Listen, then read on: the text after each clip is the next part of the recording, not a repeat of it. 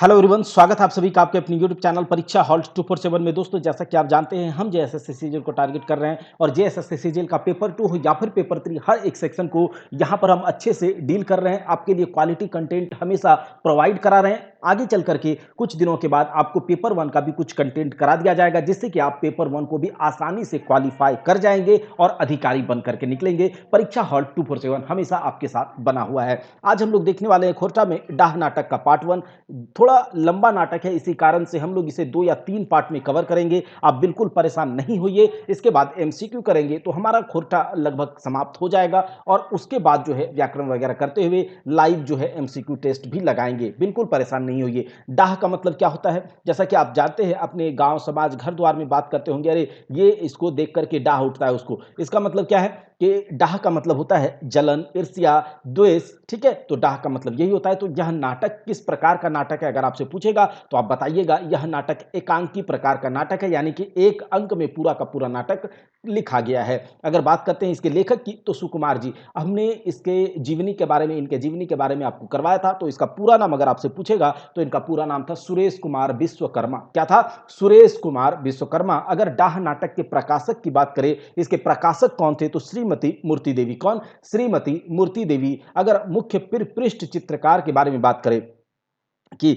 इसका जो मुख्य कवर पेज में जो चित्रकारी है किनके द्वारा किया गया है, तो दिनेश दिनमणि जी के द्वारा किया गया है। आप डाह नाटक के बुक को देखिएगा, ऊपर में एक बहुत इस तरह से आंख बना हुआ है, थोड़ा एकदम गुस्सैल आंख और नजर में चढ़ा हुआ है, तो नजर में जलना भी डाह कहलाता है। ठीक है, तो यह चित्रकार जो आवरण कवर पेज है, यह दिनेश दिनमणि जी के द्वारा किया गया है। वहीं पर अगर बात करते हैं इसकी भूमिका को किसने लिखा है, डाह नाटक की भूमिका को लिखने वाले हैं श्री शिवनाथ प्रामाणिक जी। शिवनाथ प्रामाणिक जी, इनका समीक्षा किसने किया? ए झा ने। अगर बात करें इसके प्रकाशन वर्ष की, तो प्रकाशन वर्ष जो है, सबसे पहला प्रकाशन हुआ 1992 में, दूसरा प्रकाशन हुआ 2010 में, तीसरा प्रकाशन हुआ 2019 में। देखिए, यह नाटक जो है डाह नाटक, इसका मंचन सबसे पहले, इसका नाटक सबसे पहले कहां खेला गया था, कब खेला गया था, तो बसंत पंचमी के दिन। बसंत पंचमी के दिन 7 फरवरी 1984 को इस नाटक को पहला बार खेला गया था। और नाटक करने वाले जो सदस्य थे, याद रखिएगा, नवीन बाल समिति जवाहर स्ट्रीट भेड़रा बोकारो के सदस्य थे, याद रखिएगा। अच्छा देखिए, डाहक एगो अन बिसरवा रात, मतलब डाह का एक नहीं भूलने वाला, अन बिसरवा मतलब जो कि भूला नहीं जा सके, उस वह रात की बात कर रहे हैं। कौन सा? जिस दिन यह नाटक को पहला बार खेला गया था, इस नाटक का मंचन किया गया था। अब इस नाटक, जैसे कि यह नाटक को एक मूवी समझिए, तो एक नाटक लिखा गया है, उसमें जो भी किरदार हैं, जो भी पात्र हैं, जो भी इस नाटक में कहानी को दिखाया गया, उस नाटक को सबसे पहले मंचन किया गया था। कब? 7 फरवरी 1984 को, बसंत पंचमी के दिन। किनके द्वारा? तो नावीन बाल समिति जवाहर स्ट्रीट भेड़रा बोकारो के सदस्यों के द्वारा बसंत पंचमी की रात को यह नाटक खेला गया था, जिसके मध्य जेकर मध्य भाग लेवैयन में मुख्य, मतलब जे देखिए कौन कौन इस नाटक में क्या क्या, मतलब डायरेक्टर कौन थे, डायरेक्शन किसके द्वारा दिया गया था, सलाहकार कौन थे, तो यह सब देख लेते हैं। तो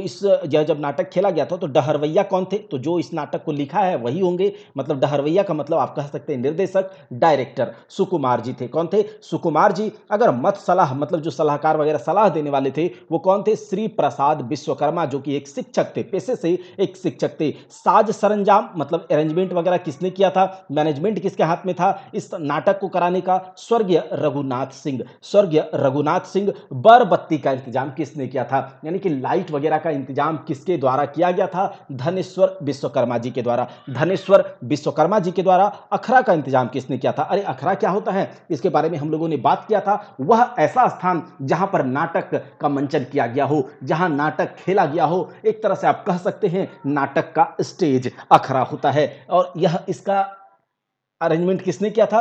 तो स्वर्गीय गौरी शंकर विश्वकर्मा। स्वर्गीय गौरी शंकर विश्वकर्मा। छैब छवि, यानी कि चित्रकारी वगैरह जो यहां पर हुआ है, वह किसके द्वारा किया गया था? तो स्वर्गीय नारायण विश्वकर्मा जी के द्वारा। स्वर्गीय नारायण विश्वकर्मा जी छव्य छवि यानी कि जो चित्रकारी जिसके द्वारा किया गया था। अच्छा, इसमें कुछ गीतों का नाटक है तो बीच में गीत आएगा, मूवी है तो फ़िल्म का गाना आता है ना बीच में, तो गीत किसने दिया? समरजीत सिंह ने। किसने दिया? समरजीत सिंह ने। अच्छा देखिए, खेलवैया के लेताइर मतलब खेल जो इसमें नाटक में भाग लिए थे और इस नाटक में जो किरदार है, जैसे कि आप देखते होंगे करण अर्जुन, तो करण अर्जुन में शाहरुख और सलमान को शाहरुख को करण बनाया गया, सलमान को अर्जुन बनाया गया। तो वही कहता है कि इस नाटक में जो जो किरदार हैं उसके किरदार को किसने निभाया था, उसके किरदार को कौन सा ऐसा लोग है जिसने निभाया था। तो देख लीजिए, विवेक का किरदार निभाया था किसने? रंजीत सिंह ने। याद रखिएगा, विवेक का किरदार निभाया था रंजीत सिंह ने। शेखर मतलब इस नाटक में शेखर नाम का भी लोग है, इस नाटक में शेखर भी है। अब शेखर का रोल किसने प्ले किया है? अरुण कुमार ने। किसने? अरुण कुमार ने। याद रखिएगा, विवेक का रोल प्ले रंजीत सिंह ने, शेखर का रोल अरुण कुमार ने। सेठ रेवती प्रसाद का रोल किसने किया? तो लाटो शर्मा ने किया है। ध्रुव सिंह का रोल किसने प्ले किया है? नकुल पांडे ने। विराट का रोल किसने प्ले किया है? वासुदेव नायक ने। जग्गा का रोल प्ले किसने किया है? भीम कुमार ने। याद रख लीजिएगा, 2 या 3 बार आप इसे सुनिएगा, आपको आसानी से चीजें याद हो जाएंगी, एमसीक्यू लगाएंगे और आप एक मैं जैसा कि आपको बताता हूं कि आप अधिकारी बनकर निकलेंगे, अच्छे से पढ़ाई करेंगे, बहुत अच्छे से पढ़ाई करने वाले हैं बिल्कुल। इस बार तन मन धन, धन तो लग नहीं रहा है, हमारे साथ आप पढ़ रहे हैं, धन नहीं लग रहा, केवल तन मन लगा दें, आपका इस बार बेड़ा पार हो जाएगा। मिस्टर गुप्ता का रोल किसने प्ले किया है? स्वर्गीय विनोद गोप ने। स्वर्गीय विनोद गोप ने। मिस्टर बक्सी का रोल किसने प्ले किया है? नकुल पांडे ने। याद रखिएगा, मिस्टर बक्सी का रोल किया है स्वर्गीय नकुल पांडे ने। न्यायाधीश कौन बना है भाई? जज कौन बना है? काली सिंह राठौर बना था, काली सिंह राठौर। विराट का रोल किसने प्ले किया है? तो वासुदेव नायक ने। जग्गा का रोल भील कुमार ने। देखिए वही चीज हो गया, मिस्टर गुप्ता स्वर्गीय विनोद गोप, मिस्टर बक्सी नकुल पांडे, न्यायाधीश काली सिंह राठौर, पुलिस इंस्पेक्टर मतलब इंस्पेक्टर, पुलिस इंस्पेक्टर का रोल किसने किया है? जय किशोर प्रसाद ने। किशन लाल का रोल किसने प्ले किया है? रघुवंश नारायण सिंह राठौर। रचना इसमें किसने दिया? रचना का रोल किसने प्ले किया है? रचना एक लेडी है, ठीक है, देखेंगे हम लोग आगे, तो रचना भी है, रचना का रोल प्ले किया है कमल किशोर विश्वकर्मा ने। भावना का रोल किसने प्ले किया है? स्वर्गीय गौरी शंकर विश्वकर्मा ने। और तकर संगी दिनेश गणपति हेनथेन मतलब और जो थोड़े मोड़े उसके साथ, अब मूवी है तो बहुत सारे लोग इसमें रोल प्ले करते हैं, तो छोटे मोटे रोल जिसको मिला है तो उसमें है दिनेश गणपति और भी सारे के सारे। अब देखते हैं आगे, देखिए खिलवैया खोचरी मतलब कौन कौन मर्द जो जेंट्स इसमें रोल प्ले किए हैं और कौन कौन है, ठीक है, और कौन क्या है, ठीक है, जेंट्स में और लेडी में कौन कौन है। विवेक कौन है? तो विवेक शेखर का बड़ा भाई है, विवेक शेखर का बड़ा भाई है। याद रखिएगा, विवेक शेखर का बड़ा भाई है। शेखर कौन है? तो विवेक का छोटा भाई, सीधी सी बात है। सेठ रेवती प्रसाद कौन है? तो रेवती इंजीनियरिंग वर्क्स के मीरा। अब देखिए ध्रुव सिंह कौन है? तो रेवती इंजीनियरिंग वर्क्स के मैनेजर हैं, क्या है, और ये मीरा क्या होता है? तो सेठ रेवती प्रसाद जो है रेवती इंजीनियरिंग वर्क्स के मालिक हैं। कौन है? मालिक है ध्रुव सिंह, रेवती इंजीनियरिंग वर्क्स के मैनेजर हैं। विराट कौन है? एगो चालबाज है, एगो धूर्त है, धूर्त इंसान है, ठीक है। अब देखिए जग्गा कौन है? तो कारखाना का सुपरवाइजर है, कारखाना का सुपरवाइजर। गुप्ता जी एक सरकारी वकील है, याद रखिएगा, गुप्ता जी एक सरकारी वकील और बक्सी जी दोसर बांटे के वकील। यानी कि एक जब कोई केस होता है तो एक वकील सरकारी वकील होता है या फिर कोई और दूसरी ओर का जो वकील होता है, दो लोग का बीच का यह मुकदमा होता है, तो दूसरे तरफ का वकील जो है वह है बक्सी जी। तकर संगी मतलब उसमें कौन कौन से और रोल लोग प्ले किए हैं रोल? जज है, पुलिस है, इंस्पेक्टर है, दूगो सिपाही है इसमें, एगो फोटो खिंचवैया है, एगो अर्दली है, थोड़ बहुत नौकरियाहा है, बंटी मुन्नी, किशन लाल, तकर संगी, एगो आर चोर है, ठीक है। अच्छा, जनी में किसने किसने रोल किया है? जैसे अभी तक हम लोगों ने देखा था कि जेंट्स का रोल प्ले किया है इसने विवेक का कौन था? अच्छा, रचना कौन है? तो विवेक की बहुरिया। रचना कौन है? विवेक की बहुरिया। भावना कौन है? विराट की बहुरिया। यही दो लेडी का रोल इसमें आया है, रचना विवेक की बहुरिया, भावना विराट का पत्नी। अब आगे देखो, और विराट कौन था? तो एगो चालबाज धूर्त। घर मड़ोनी, ये घर मड़ोनी मतलब जो नाटक है, नाटक के पहले ट्रेलर आप लोग देखेंगे, जैसे कि अभी KGF 2 का ट्रेलर आ गया तो क्या है, एक मतलब मन में आ गया कि अरे कैसा मूवी होगा, क्या होगा इसमें, थोड़ा-सा ट्रेलर देख कर के आता है कि अच्छा इस कहाँ ये जो मूवी आने वाला है, इसमें किस-किस प्रकार के चीज़ों को दिखाया जाएगा। बाहुबली का जब ट्रेलर आया था और उसके बाद हम लोग उस मूवी को देखने के लिए कितना तड़प रहे थे। तो पहले कुछ उसका क्या है बैकग्राउंड आपको दिखा दिया जाएगा कि इस तरह का मूवी आने वाला है। वहीं इसमें देखिए थोड़ा-सा इसको देख कर के एक एक पृष्ठभूमि है, इसको देख कर के आपको पूरा नाटक शायद समझ में आ जाए और फिर तो नाटक करेंगे ही करेंगे। लेकिन अभी थोड़ा-सा में आप जान लीजिए कि इस नाटक में कुल 3 खंड है। कितना? 3 खंड है, याद रखिएगा कुल 3 खंड है और 11 मोहड़ा है, यानी कि 11 मुख है, 3 खंड है और उसमें अलग-अलग प्रकार के मोहड़े हैं। और उसके बाद पहले खंड में याद रखिएगा पहला खंड में 4 मोहड़ा है, दूसरे खंड में 4 मोहड़ा है और तीसरे खंड में 3 मोहड़ा, टोटल 11 मोहड़ा है, एक अंक है, 3 खंड है। चलिए अब हम लोग देखते हैं। चलिए यह नाटक का डाह नाटक का ट्रेलर देखिए और आप बहुत ध्यान से इस नाटक को सुनिएगा, ट्रेलर को भी बहुत अच्छे से देखिए, इसके पृष्ठभूमि को भी अच्छे से देखिए, आँख बंद कीजिए, सामने नाटक आपका प्रस्तुत है। कोटे लोक तारा ऊपरी ठुसाइल हत, कोर्ट में, ठीक है, कोर्ट चला हुआ है, अदालत है, उसके उसमें लोग जो है तारा ऊपरी बहुत ज़्यादा भीड़ है, एक के ऊपर दूसरा इस प्रकार का भीड़ है, लोग तारा ऊपरी ठुसाइल हत, दुइयो बाटे वकील आपन आपन जगह बैसल हत। दोनों ओर की कोर्ट है, अदालत चल रहा है और अदालत में लोग का भीड़ भरा पड़ा है और दोनों ओर का वकील, दोनों एक तरफ का वकील और दूसरी तरफ का वकील अपने अपने जगहों पर दोनों बैठे हैं। अखराक आगू, अखरा मतलब यह नाटक है तो स्टेज के आगे आगू धायर अदालत के चपरासी डड़ाइल है, मतलब अदालत का जो चपरासी है वह खड़ा है अखरा के स्टेज के आगे। फैसला सुनवैया में जो मोटा मोटी लोग बैसल हत उस शोभिन के नाम हकैन, मतलब फैसला सुनवे वाले में जो मोटा मोटी लोग यहाँ पर बैठे हैं उन सबके नाम इस प्रकार से हैं। सेठ रेवती प्रसाद जो कि रेवती इंजीनियरिंग वर्क्स के मालिक हैं, उनकर मैनेजर ध्रुव सिंह, विवेक की बहुरिया, रचना और भी अलग अलग लोग बैठे हुए वहाँ पर। अखराक ओहायर मतलब स्टेज का जो ओहायर का मतलब पर्दा जो होता है, टानलाक बादे स्टेज बना हुआ है, यहाँ पर पर्दा गिरा हुआ है अभी तक, ठीक है। अब पर्दा दोनों ओर खींचता है, तानने के बाद जज साहब आई के अपन जगह बैसहत, जज साहब आता है और अपनी जगह पर बैठ जाता है। तकर बाद झगड़ा के फाइल उनकर आगू तर रखल जाए और जैसे ही जज साहब आते हैं बैठते हैं तो झगड़ा का फाइल जो है उसके सामने लेकर के जाकर के रख दिया जाता है। जज साहब अपना चश्मा पिंद के फाइल देखहत और उसके बाद बोलते हैं, मतलब चश्मा पहनते हैं और उसके बाद बोलते हैं, क्या बोलते हैं? जज बोलते हैं किसको?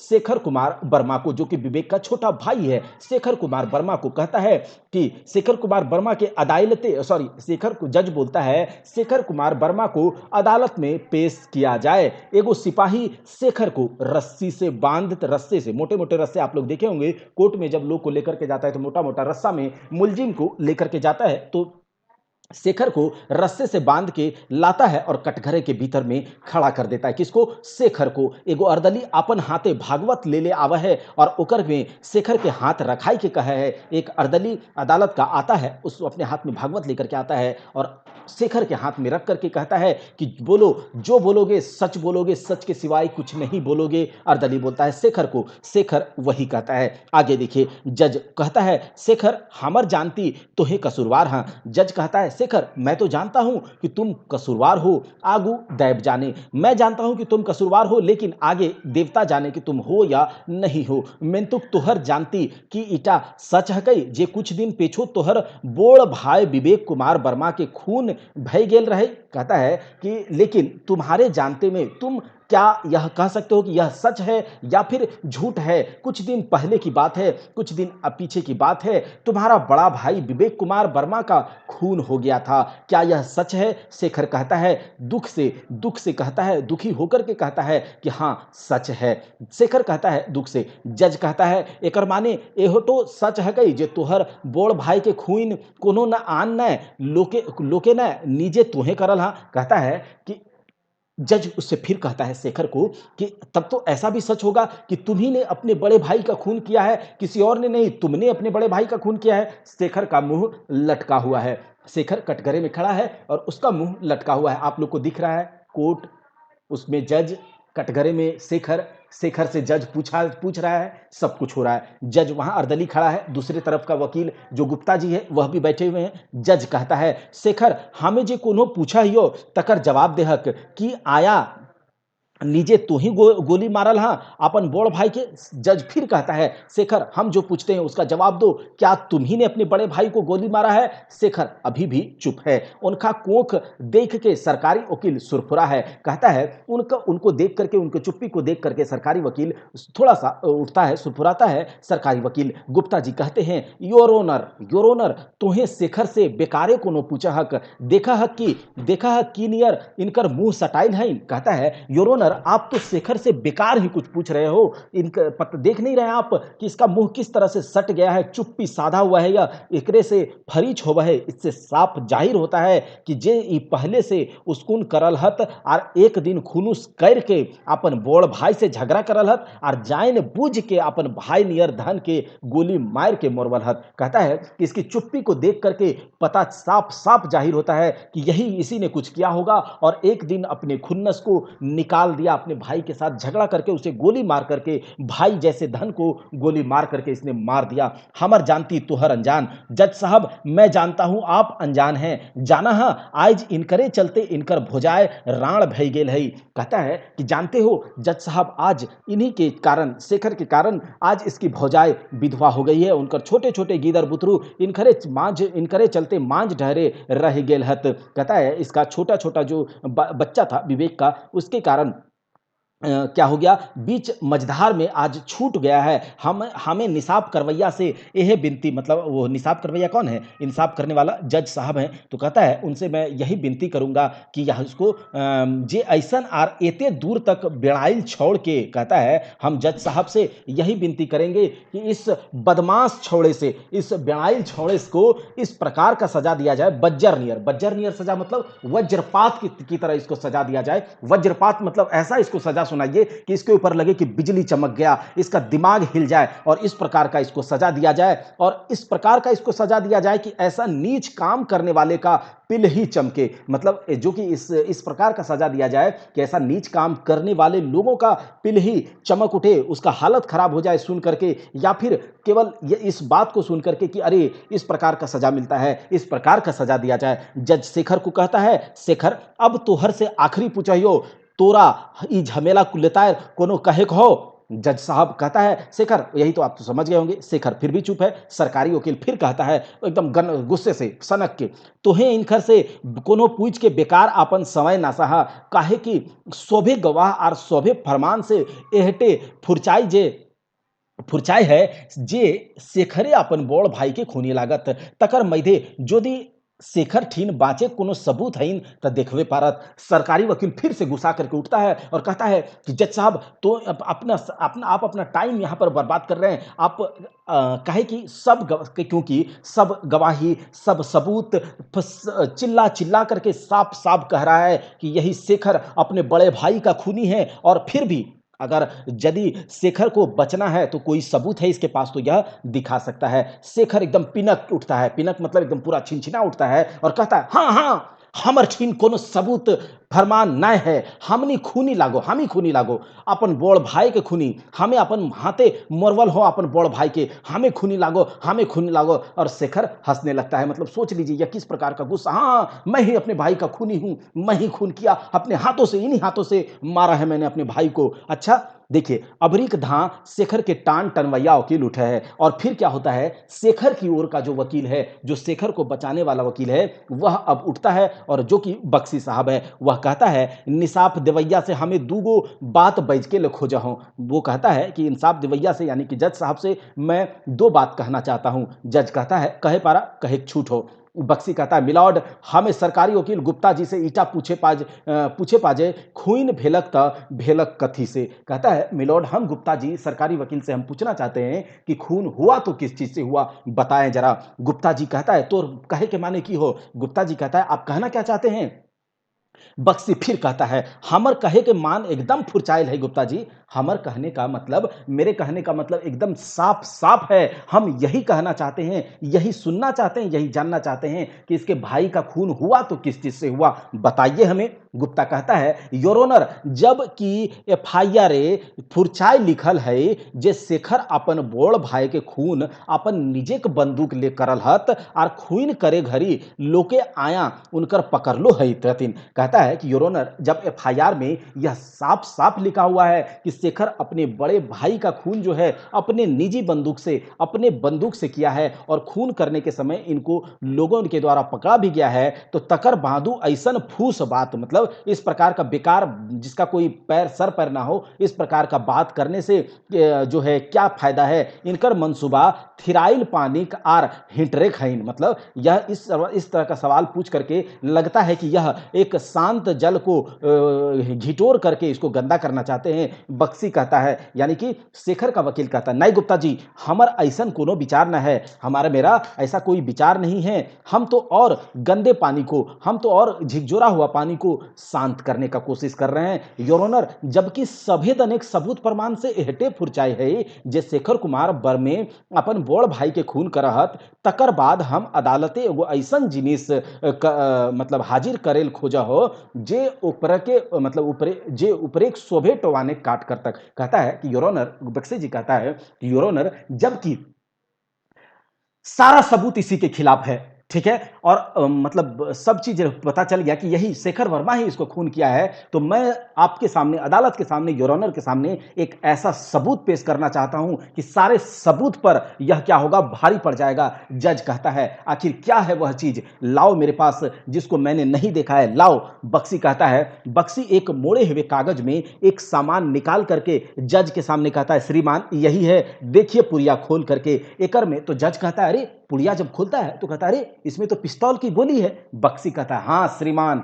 यही सबूत है, आया इटा पिस्तौले गोली हकई और ई ओहे गोली हकई जेकर से विवेक कुमार वर्मा के मारल गेले। कहता है, हाँ श्रीमान, यह पिस्तौल की गोली है और यह वही गोली है जिससे विवेक कुमार वर्मा का खून हुआ है, जिससे मारा गया है, और ई गोलियां उनकर पोस्टमार्टम के समय उनकर घाव से कोड़ के निकालल गेल है। कहता है यह गोली उसके जब पोस्टमार्टम किया जा रहा था विवेक कुमार वर्मा का, उसके घाव से निकाला गया था पिस्तौल की गोली। और तनी उनकर, देखिए तनी उनकर पोस्टमार्टम के बयान पढ़ के देखल जाओ। कहता है तनी उसका उनका पोस्टमार्टम का बयान देख लीजिए, दे लिया जाए। जज कहता है, हाँ सच में ये गोलियां देखला के बाद तो तनी दुविधा बुझा है, मतलब ये गोली जब देख लिया मैंने तो थोड़ा दुविधा बुझाने लगा, जबकि मुजरिमे का हाथे बंदूक हले तब खैर, मतलब जबकि मुजरिम के हाथ में बंदूक था तो यह पिस्तौल की गोली से मरा है, तो किसकी गोली से मरा, आर इन ईयर वो पिस्तौल कहाँ है और ओकरा के चलेलक, मतलब शेखर कुमार वर्मा के हाथ में बंदूक था, राइफल था,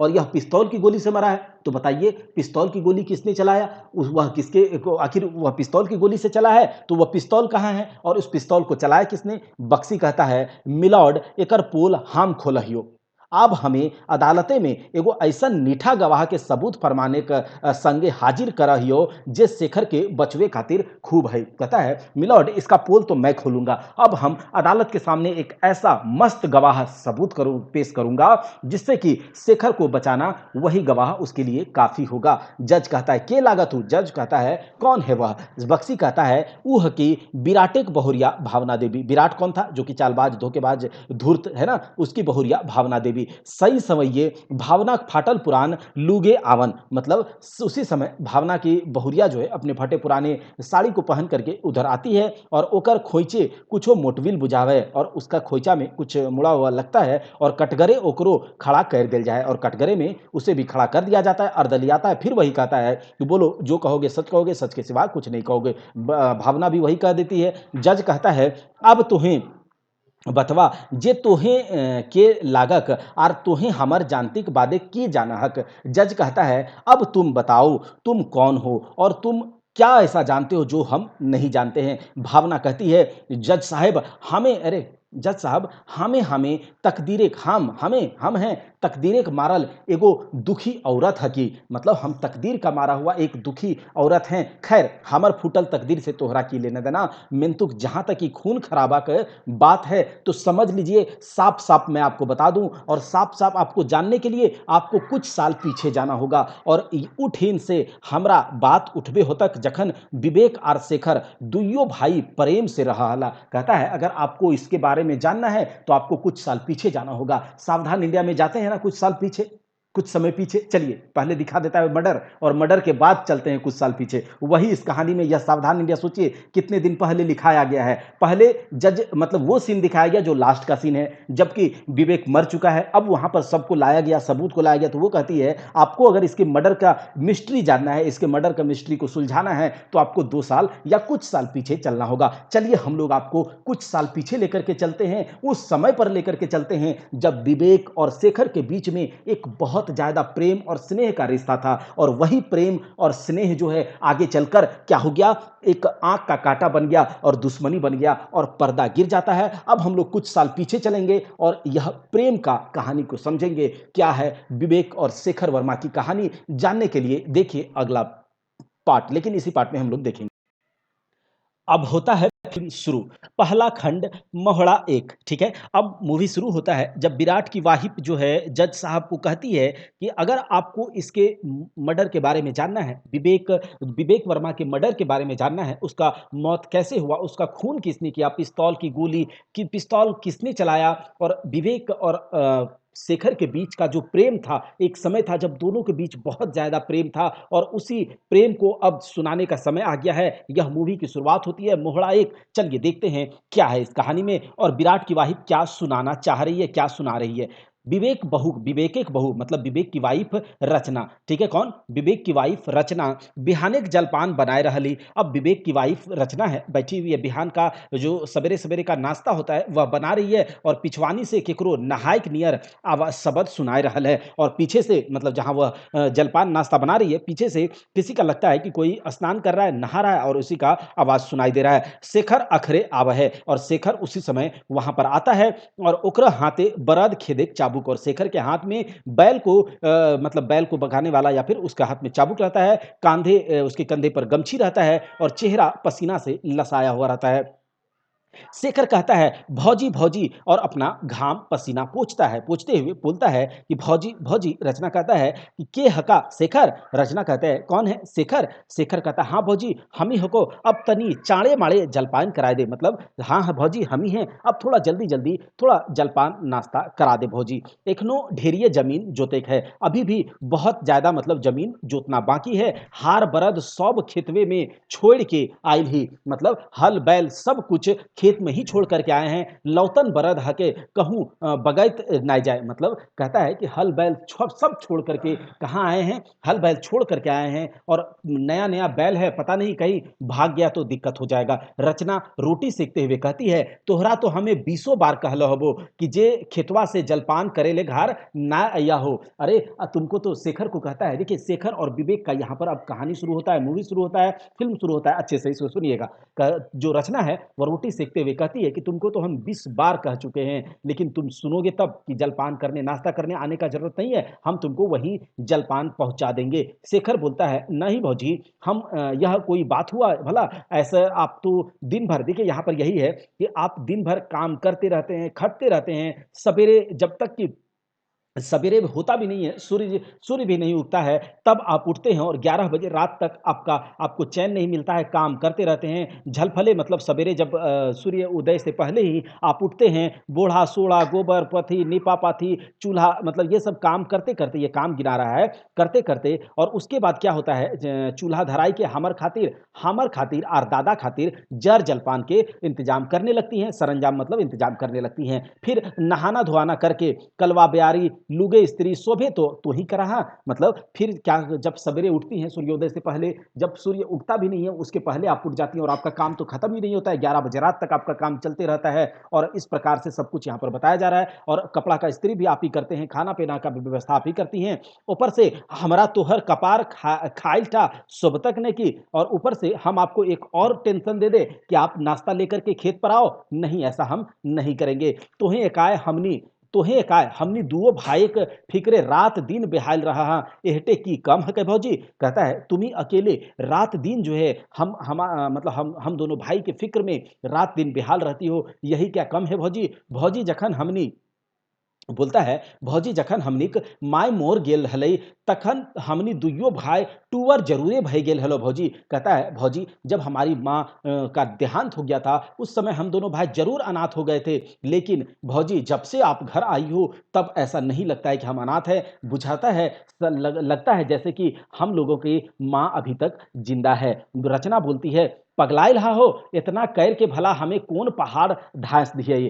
कहता है कि पगला मतलब यह जब इतना शेखर कह देता है तो थोड़ा सा वो फूला नहीं समाती और बोलती है क्या पागल हो गए हो, इतना करना मतलब क्या हम कह देते हैं पहाड़ ढा देते हैं क्या। और जखन हमें तोहनी भाई दुइयो भैयावन के काम धाम देखा ही तखन हमरा बुझा है जे हमें कोन्हो नाय करा हो। कहता है कि जब हम तुम दोनों भाई का काम देखते हैं तो ऐसा लगता है कि हम कुछ किए ही नहीं, तोहे रात दिन एक करके खेते खटा और तोहर दादा कारखाने, तुम रात दिन एक करके खेत में खटते हो और तुम्हारा दादा कारखाना में खटता है और 8 से लेके 5 बजे तक जाले नाय कारखाना से छुट्टी होवे है ताले। कहता है 8 से लेके 5 बजे तक जब तक कि कारखाना में छुट्टी नहीं होता है तब तक वो वहीं पर काम करता है। फिर जब तोहनी दुइयो भाई घार घार घार कर ले घार आवा तोहनी तखनियो तोहनी मतलब फिर जब छुट्टी होता है तुम लोग दोनों भाई अपने घर घर आते हो तो वहां पर भी तुमको घर गृहस्थी का चिंता लगा रहता है।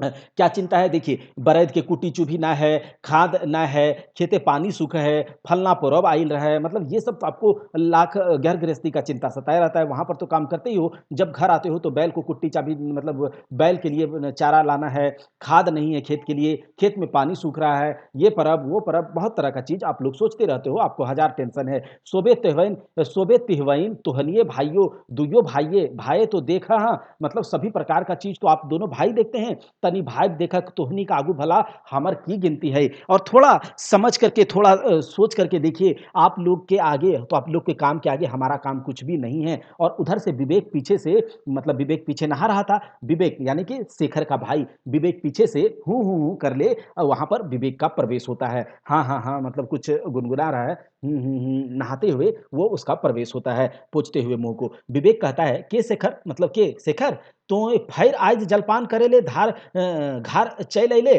ओह ओह ई जनिक हम समझाए के मोर गेला जे शेखर के समय पर जलपान पहुंचाए दियल करे हक। मतलब कहता है कि कौन शेखर तुम आज फिर जलपान करने के लिए यहाँ पर आ गए। विवेक कह रहा है देखिए विवेक और शेखर के बीच का प्रेम यह शुरू हो जाता है मूवी और हम लोग चलेंगे कि जब किस प्रकार से विवेक का मर्डर हो जाता है और कौन इसका मर्डर करता है सब देखेंगे।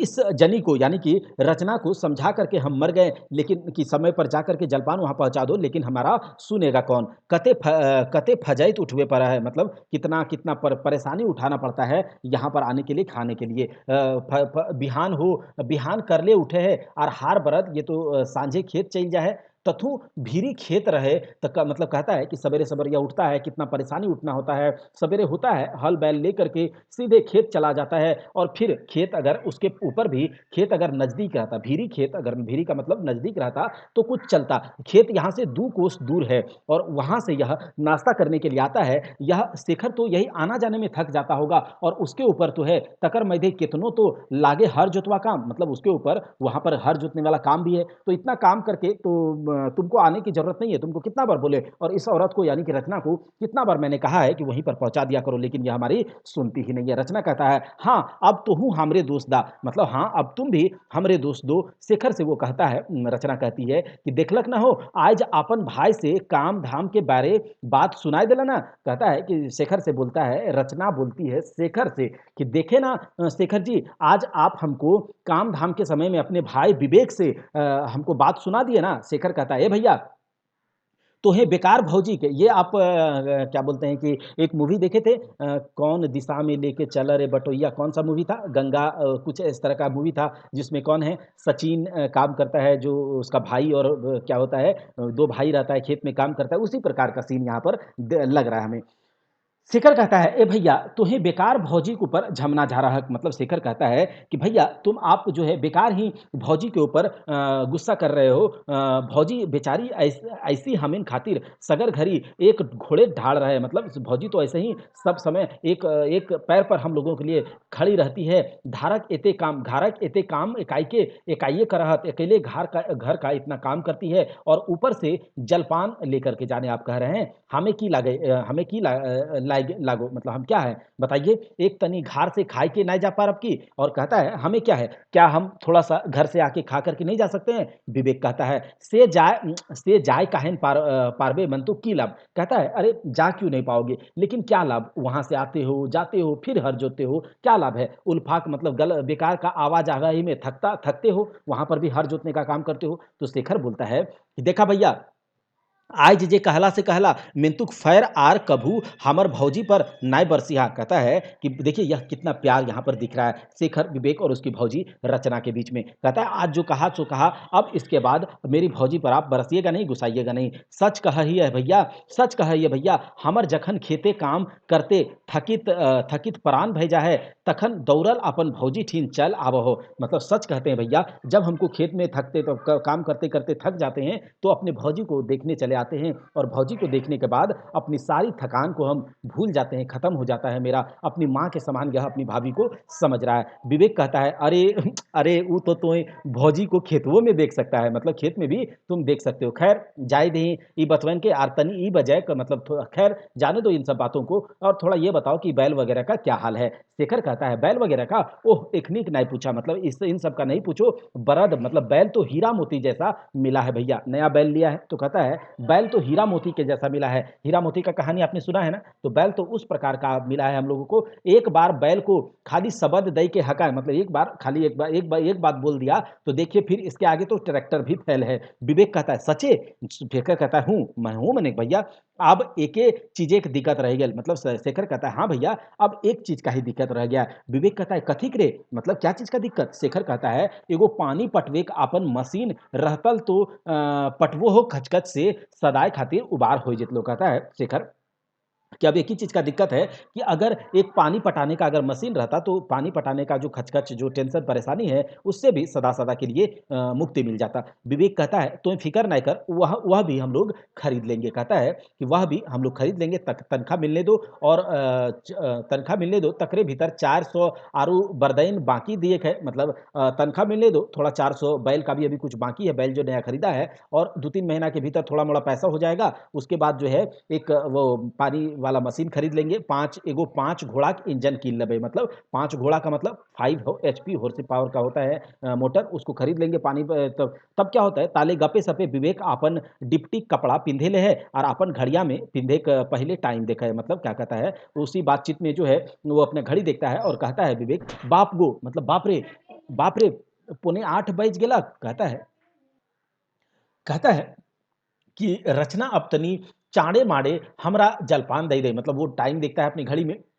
विवेक कहता है कि बाप रे 8:45 बज गया, रचना अपनी वाइफ को कहता है कि थोड़ा जल्दी-जल्दी हमें नाश्ता दे दो, काम में देर हो रहा है। रचना कहता है बैठोगे तभी तो कि खड़े-खड़े तुम लोग को दे दे खाना। मतलब विवेक कहता है हाँ, एक ही बैस गेलो, हाँ, अब तो बैस गए, अब तो बैठ गए, तोहू बैस शेखर, मतलब तुम भी बैठो शेखर, विवेक, शेखर, रचना, देखिए क्या प्यार है। दुइयो जन बैसहत, मतलब दोनों जन विवेक, शेखर बैठ जाता है और रचना जलपान नाश्ता लेकर के आती है और दुइयो खाहत, मतलब दोनों खाने लगते हैं, और खाते-खाते विवेक कहता है किसको कि शेखर कहता है हाँ भैया बोलिए। विवेक कहता है हमरा तोर से एगो शिकायत है। शेखर कहता है कि क्या हमसे, मतलब हमसे शिकायत है? विवेक कहता है हाँ, कहता है हाँ।